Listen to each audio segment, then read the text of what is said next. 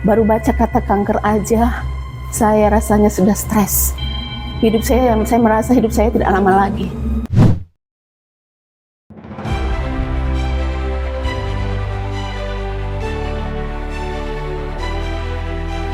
Shalom sahabat pesat, saya Halimah. Saat ini kita sedang bersama salah seorang ibu guru Taman Kanak-Kanak Yayasan Pesat, Ibu Nurliana. Shalom, selamat siang Ibu. Selamat siang. Bagaimana kabarnya? Puji Tuhan, kabar baik. Apa sih Ibu yang paling Ibu sukai dari pekerjaan sebagai guru Taman Kanak-Kanak? Saya mengajar sejak tahun 1955. Pertama kali saya bertugas di TK Ikatan Kasih Terpadu di Toraja.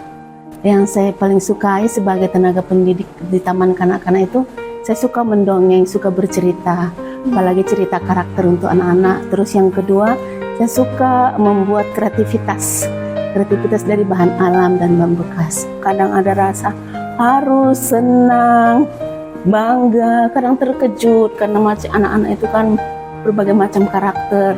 Apa momen yang paling berkesan itu Bu selama Ibu menjadi seorang guru Taman Kanak-Kanak? Puji Tuhan, dua hari yang lalu saya ditelepon oleh anak murid saya. Kedua anak murid saya, kakak adik itu sudah jadi dokter gigi dan juga polisi, polwan. Dan mereka tidak melupakan. 2 hari lalu saya dihubungi, Bu cepat sembuh ya Bu. Iya, terima kasih untuk doanya. Gitu. Ya. Itu dukungan yang sangat menguatkan. Iya.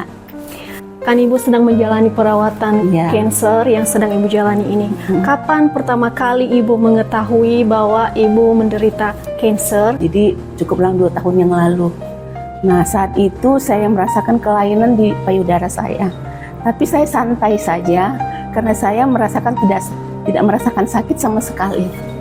Saya pikir itu hormon biasa, saya akan hilang sendirinya begitu. Tapi setelah tunggu berapa bulan nggak ada perubahan, oleh saran teman-teman agar saya periksakan ke dokter. Saya memang mau pergi ke dokter untuk USG. Hasil USG-nya menyatakan bahwa saya di RATS 4 itu, saya searching di Google, ternyata curiga kanker ganas gitu.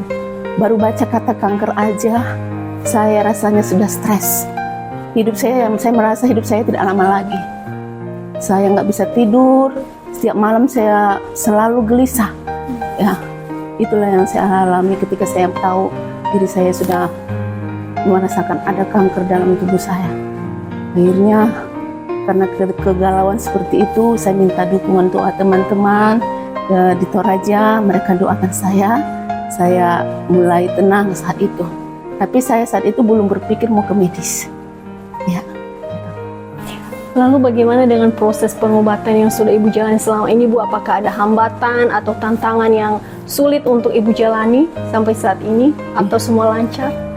Ya, setelah saya menyerahkan itu hasil USG tadi ke dokter, ya, menyerahkan hasil USG itu ke dokter, dokter sarankan saya untuk biopsi di Makassar. Karena saat itu di Toraja nggak ada alatnya, jadi saya disarankan dirujuk untuk ke Makassar. Saya hanya bilang iya, tapi sebenarnya saya itu dengar kata biopsi aja sudah takut. Ya udah, saya terima apa yang disampaikan dokter, tapi saya tidak lakukan. Nah, dokter bilang setelah dibiopsi kemungkinan ini akan dioperasi kemoterapi. Itu, iya dok, tapi saya tidak lakukan. Sampai di rumah saya berembuk dengan suami juga bilang jangan dulu ke dokter.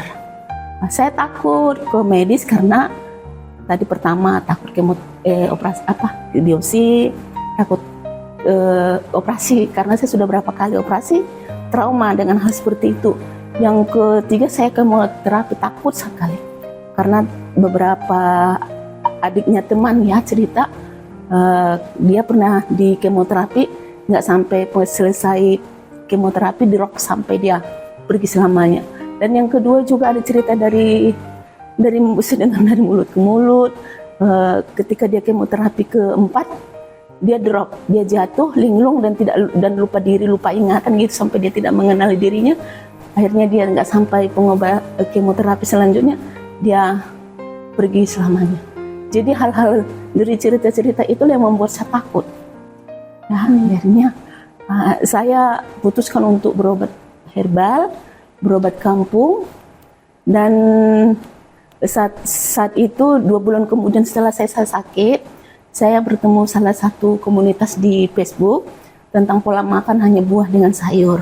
Saya lakukan itu. 1 tahun saya lakukan itu, pola makan itu sambil saya berobat herbal. Saya juga minum daun sirsak ya, minum kayu bajaka ya, macam-macam lah. Nah, obat herbal itu dan juga pengobatan kampung dan juga jaga pola makan itu. Nah, di situ setelah 1 tahun itu saya digabungkan dengan grup yang penyintas penyakit sakit payudara. Jadi dihubungkan di grup WA itu. Lalu saya cerita sama adminnya, saya bilang ini bulan April yang lalu pecah, payudara saya pecah, keluar nanah, keluar daging-daging busuk, jadi bau selama 1 bulan bau saya tidak percaya diri mau keluar rumah. Keluar saya waktu itu tinggal di TK, nggak percaya diri, saya tidak sampaikan kepada siapapun kalau saya sakit. Tapi akhirnya dari mulut ke mulut, akhirnya mereka tahu saya sakit. Tapi saya nggak percaya diri karena saat itu badan saya bau sekali. Akhirnya adminnya bilang tetap pakai pola makan itu, bertahan 1 bulan nggak makan karbo. Saya ikuti. Dan memang payudara saya bersih. Saat itu karena dibersihkan juga sama yang ngobatin saya kan, ini dibersihkan, terus saya merasa sudah sehat. Saya merasa sudah sehat dan sampai 2 kali pecah. Terus yang ngobatin saya juga bilang payudara masih ada kanker sedikit, tapi sudah semakin menipis. Jadi saya senang di situ. Nah, jadi saya merasa baik-baik. Saya sudah merasa sembuh lah gitu. Tapi di bulan Agustus tangan saya mulai kesemutan. Terus ini siku saya sudah mulai nggak bisa diangkat. Kalau saya angkat seperti ngangkat beban berat, kayak ada batu yang mengganjal. Bulan September saya nggak bisa ngapa-ngapain, jari saya sudah nggak bisa ngapa-ngapain. Sampai di bulan akhir September itu udah nggak bisa ngapa-ngapain. Awal November sudah angkat memegang pensil pun nggak bisa. Saat itu ada kunjungan pimpinan yayasan ke TK-nya kami, melihat kondisi saya sudah seperti itu, tangan saya sudah bengkak, ketiak saya ini sudah sakit, nggak bisa diangkat. Sarankan saya untuk berobat. Memang sudah berapa kali saya disarankan untuk berobat medis, tapi saya takut. Sarankan lagi berobat medis. Saya bilang, saya belum siap, Bu. Saya belum siap. Kenapa? Takut. Jadi saya tunggu yang malam ini, keputusan ada di tangan ibu supaya ibu sembuh. Iya, saya bilang. Tapi pikiran saya masih nggak tenang saat itu. Saya entah berobat medis atau tetap bertahan dengan pola makan ini. Ya, saya tetap berobat medis atau bertahan. Saya ya udahlah, nggak usah berobat medis. Walaupun disampaikan ibu pimpinan ke saya untuk berobat medis karena saya belum siap. Akhirnya saat saya tidak berobat medis, saya bertahan dengan pola makan itu. Setelah itu tangan saya semakin bengkak. 1 bulan kemudian saya sudah tidak kuat lagi, saya menyerah ya udahlah berobat medis lah. Itu pun sebenarnya hati saya belum siap berobat medis karena memang rasa takut ini masih ada. Antara saya berani dengan tidak berani saat itu. Saya ikut saja berobat ke Jakarta ini. Sampai di sini saya langsung dibawa ke RSCM ya kan. Hari besoknya saya akan dibiopsi. Waktu dibilang mau dibiopsi, di tengah jalan saya tuh nggak tenang. Aduh, hal yang saya takutkan ini akan terjadi, gitu. Saya nggak tenang. Saya tetap berdoa sama Tuhan. Tuhan tolong saya berikan saya ketenangan. Tapi saya tidak tahu kalau hasil biopsi sebenarnya 2 minggu kemudian setelah biopsi ya. Kasih kira hari itu keluar. Jadi waktu saya sampai di rumah sakit di RSCM itu dokter bilang nggak jadi biopsi, nanti ganti paskes dulu. Oh, di situ senangnya saya luar biasa. Kenapa nggak jadi di biopsi? Jadi 2 minggu menunggu paskesnya diganti. Saya bersyukur saya banyak dikuatkan oleh hamba-hambanya di tempat ini, di KPO, mendoakan saya, termasuk Ibu Yanti mendampingi saya dikuatkan. pokoknya memberi semangat buat saya untuk saya tidak boleh takut.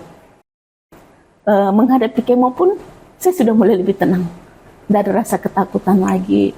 Puji Tuhan, kemonya berjalan dengan baik. Besok sebelum kemo saya berdoa, Tuhan, saya percaya Tuhan akan menolong saya. Tuhan sudah memberikan saya keberanian, Tuhan sudah memberikan saya kekuatan. Saya percaya Tuhan akan menolong saya di saat saya menjalani kemo. Puji Tuhan, efeknya tidak semenakutkan yang saya pikirkan. Efeknya minim, hanya mual saja. Tuhan berikan saya ketenangan, berikan saya biar tidur nyenyak malam ini. Saya beriman Tuhan. Puji Tuhan, malam itu saya bisa tidur. Saya berdoa, Tuhan tolong besok leukosit saya normal. Besok paginya darah saya diambil. Tapi karena ini bengkak, kan ini sudah menyebar di sebelah kiri. Kiri bengkak dia, jadi susah diambil darah. Jadi saya bergumul juga di situ. Tuhan, pagi-pagi datang suster ambil darah. Saya kira udah selesai. Tak lama lagi, 1 jam lagi, datang lagi perawatnya ambil lagi darah. Loh, bukannya udah selesai? Belum. Nanti kurang darahnya. Bergumul lagi, saya, Tuhan tolong Tuhan, supaya darah saya bisa diambil. Karena itu sakit juga kalau diambil terus-terusan kan. Jadi akhirnya saya diambil darah. Waktu dibawa darah, saya berdoa, Tuhan, leukosit saya hari ini bagus tuh. Saya imani Tuhan, leukosit saya bagus.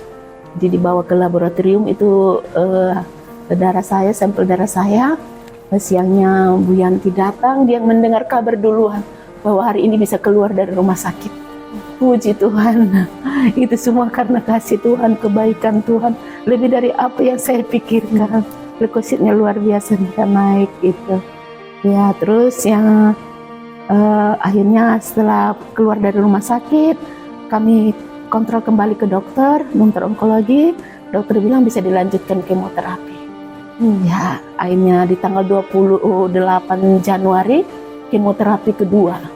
Jadi sebelum saya kemoterapi, malam saya tetap berdoa sama Tuhan. Saya berdoa, Tuhan, besok saya akan ke kemoterapi kedua. Berikan saya keberanian. Semuanya berjalan dengan baik. Saya imani Tuhan, saya tidak mengalami efek yang membuat saya lemah. Ya, efeknya tidak ada Tuhan. Kalau boleh tidak ada sama sekali. Itu iman saya. Puji Tuhan, setelah kemo kedua selesai, saya pulang sini hanya rasa mual dikit-dikit aja. Puji Tuhan, nggak ada sariawan. Ya, waktu kemo pertama ada sariawan sedikit, tapi sekarang nggak ada. Jadi besoknya akan periksa darah. Saya tetap berdoa, Tuhan, besok akan periksa darah. Saya berharap Tuhan, semua hasil tes darah itu saya itu bagus, gitu. Jadi puji Tuhan, tangan sudah kempes, jadi ambil darahnya gampang. Gitu. Nah setelah itu kami periksa darah, besoknya ambil hasil tes darahnya. Ya puji Tuhan, dokter bilang bisa dilanjutkan kemo. Disuruh ke poli jantung untuk meriksa jantung.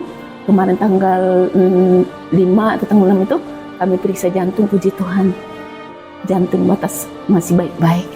Jadi nanti di tanggal 18 akan lanjut kemo ketiga. Berharapnya di kemo selanjutnya semuanya baik-baik dan berjalan dengan baik.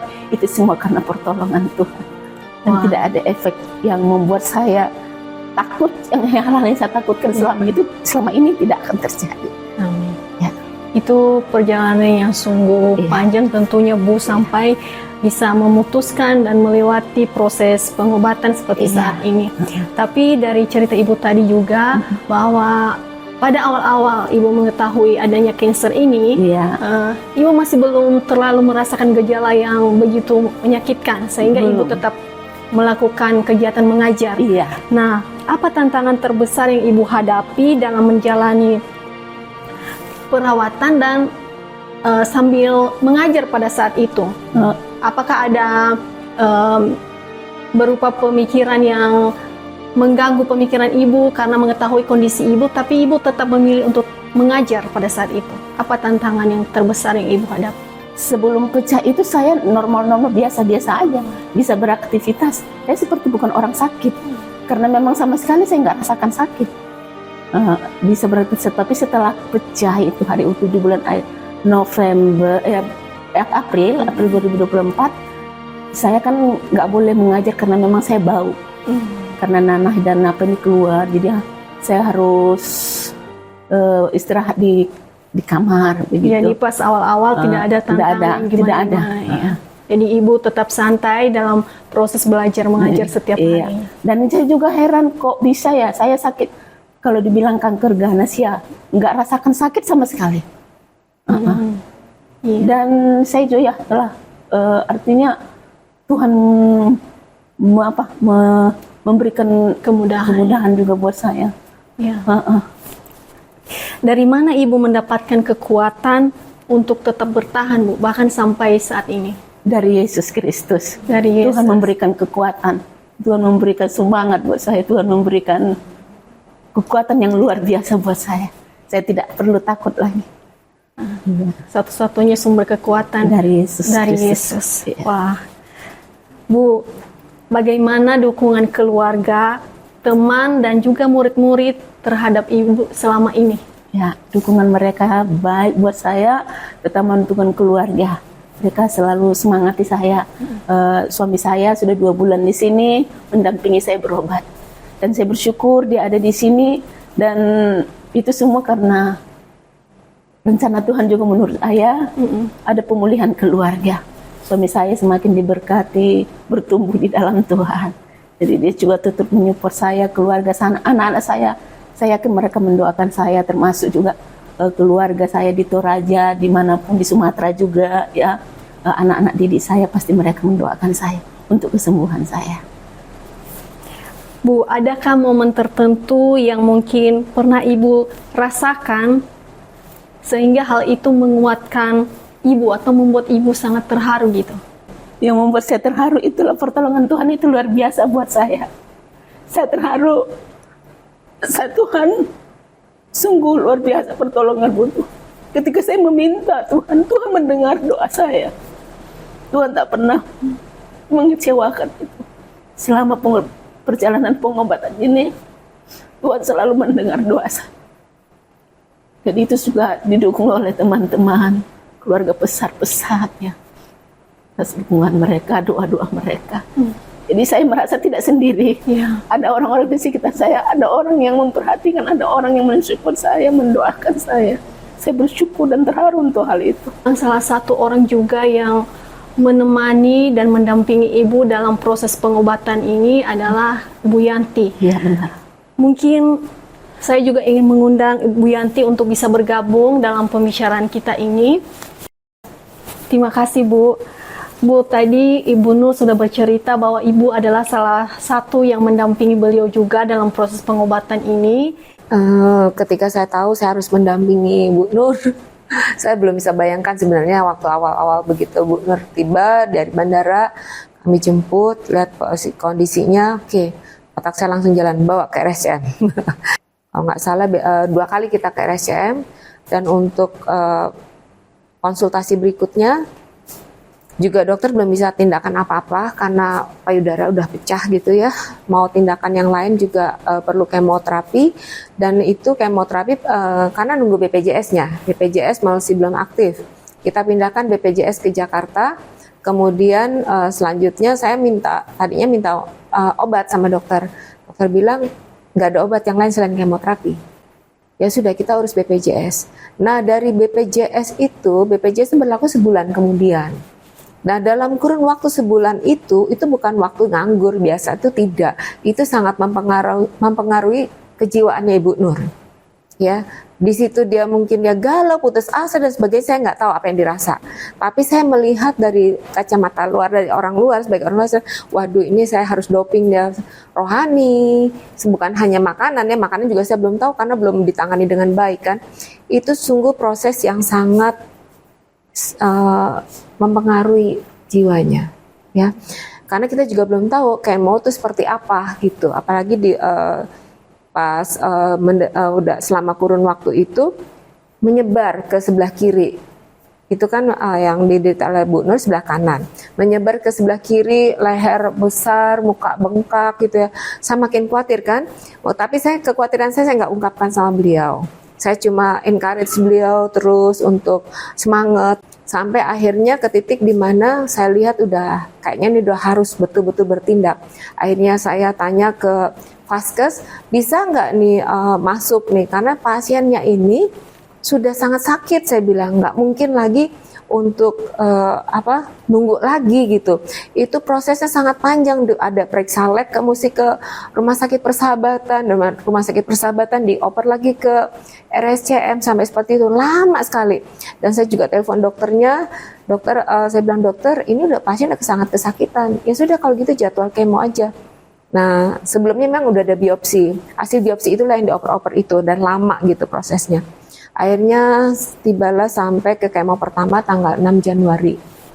Kemo pertama, puji Tuhan, tadi udah diceritakan, tidak ada efek samping yang gimana-gimana, kita bisa atasi, kita kasih makan yang betul-betul berprotein tinggi, dan itu dari jasmaninya, rohaninya juga kita doping. Kita berikan terus pengharapan, kita bilang, Bu Nur, maju terus. Ibu nggak berjuang sendiri, sama-sama kita dengan tim doa. Ya, kalau ibu nyerah, ya kita juga kalah. Gitu. Jadi maju terus, Bu. Ya, di dalam doa-doa itu nanti ada sesi sendiri kali berdoa ya. Seperti itu ya. Nah, kemudian ternyata udah lolos nih kemo pertama. Ternyata habis dari kemo pertama itu ada pemeriksaan lagi. Jadi setiap habis kemo terus ada pemeriksaan darah. Dari pemeriksaan darah itu diketahui efek samping dari kemo itu sendiri, dan juga apakah masih bisa lanjut ke kemo kedua, itu ditentukan hasil dari tes darah ini. Dan ternyata yang tadi juga diceritakan oleh Bu Nur, hasil daripada tes darah itu ternyata leukositnya rendah.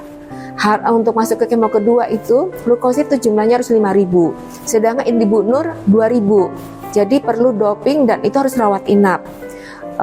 Nggak ada kata lain, saya pikir itu yang terbaik ya, rawat inap. Karena kalau di rumah kita taunya cuma kasih makan biasa kan, tapi kalau di rumah sakit kan ada asupan-asupan vitamin atau apa dari rumah sakit kan, ada infus sebagainya. Akhirnya kita putuskan oke, masuk ke rawat inap.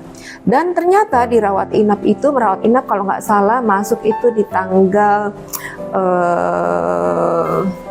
pertengahan Januari ya, sekitar tanggal 15 karena gitu pasti dokter kan Rabu Jumat ya. 15 Januari masuk, dan itu dikasih suntikan namanya untuk leukosit khusus lah. Itu suntiknya tuh di sekitar di pusar, maaf ya, itu sakit sekali. Itu 5 suntikan. Dan pada tanggal 18 itu kita ketahui leukositnya bukannya naik malah turun. Kita bingung kan, apalagi harus dilakukan gitu ya. Padahal itu udah masuk 4 suntikan ya. 3 suntikan ya. Ditambah 2 harinya. Enggak, udah betul. 4 suntikan. 4 suntikan. Tanggal 19 ketahuan kan, itu leukositnya turun. Kita tinggal suntikan kelima. Kemudian, dan pada fase-fase itu banyak yang berkunjung ke rumah sakit. Ada rekan, ada pimpinan kita, secara moral ya, Ibu Nur merasa diperhatikan, apalagi didoakan. Itu sangat betul-betul mengencourage dia gitu ya. Dan saya ngelihat apa ada perbedaan, matanya tuh berbinar-binar gitu, sukacita gitu. Wow, ini dia. Dan betul juga, pas tanggal 20 saya datang, saya ceritanya saya mau gantikan yang jaga. Karena sekian hari itu suaminya yang jaga gitu ya. Saya mau jaga di rumah sakit, dan saya tanya sama itu suster-suster, saya bilang bagaimana leukositnya? Wah Bu, udah boleh pulang kok, leukositnya udah bagus. Jadi 19.000, saya kaget, padahal kan untuk masuk itu standarnya 5.000. Ibu Nur sudah melampaui sampai 19.000. Saya langsung catat, itu adalah mujizat Tuhan. Ya. Jadi kami lakukan doa-doa setiap sore itu, kita doa, ya perjamuan kudus kita setiap hari. Karena kita tahu kita nggak punya apa-apa selain pada Tuhan sendiri. Kita bukan siapa-siapa, keputusan kita dalam Tuhan. Jadi saya bawa Bu Nur tetap mengandalkan hidup Bu Nur kepada Tuhan. Istilahnya tubuh boleh expired tapi roh kita jangan. Pernah sekali kita terlambat karena macetnya jalan sampai di rumah sakit itu, pendaftaran itu udah tutup, udah nggak bisa lagi. kita daftar ke yang lain juga nggak bisa. Saya berhikmat, dah untung-untungan saya pokoknya nongkrong di depan dokternya. Kalau diterima ya syukur. Puji Tuhan langsung dipanggil. Jadi itulah pertolongan-pertolongan Tuhan ya, ada hal-hal yang di luar pemikiran kita. Tuhan taruh orang-orangnya untuk menolong kita. Bahkan sampai ke kursi roda ya. Kursi roda puji Tuhan sekarang dapat pinjaman. Jadi bisa sangat menolong juga seperti itu. Dan saya juga mencatat bahwa hati yang gembira adalah obat yang mujara. Lebih daripada obat-obat medis. Puji Tuhan. Terima kasih banyak Bu Yanti sudah menjadi salah satu saksi yang mendampingi Bu Nur dalam proses perjalanan pengobatannya ini. Baik, saya kembali ke Bu Nur ya. Bu, apa yang ingin Ibu sampaikan kepada orang-orang yang sedang berjuang melawan penyakit serupa yang ada di luar sana? Pesan saya kepada orang-orang yang lagi berjuang melawan penyakit seperti saya, jangan takut. Ya. Kita berharap sama Tuhan. Amen. Andalkan Tuhan. Yes. Karena Tuhan tidak akan pernah mengecewakan orang, selalu berharap pada. Ya. Kalian takut, saya takutkan selama ini tidak terjadi. Kenapa? Saya berharap sepenuhnya pada Tuhan. Tuhan yang menolong saya. Jangan takut ya. Terima kasih Bu Nurliana dan juga Bu Yanti sudah berbagi cerita dan juga perjuangan Ibu dalam melawan kanker yang sedang Ibu jalani saat ini.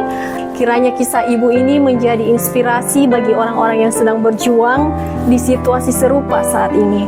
Dan bagi sahabat yang menyaksikan ini, mari terus mendukung dan mendoakan Bu Nurliana untuk kesembuhan dan pemulihan beliau secara sempurna. Terima kasih, Tuhan Yesus memberkati.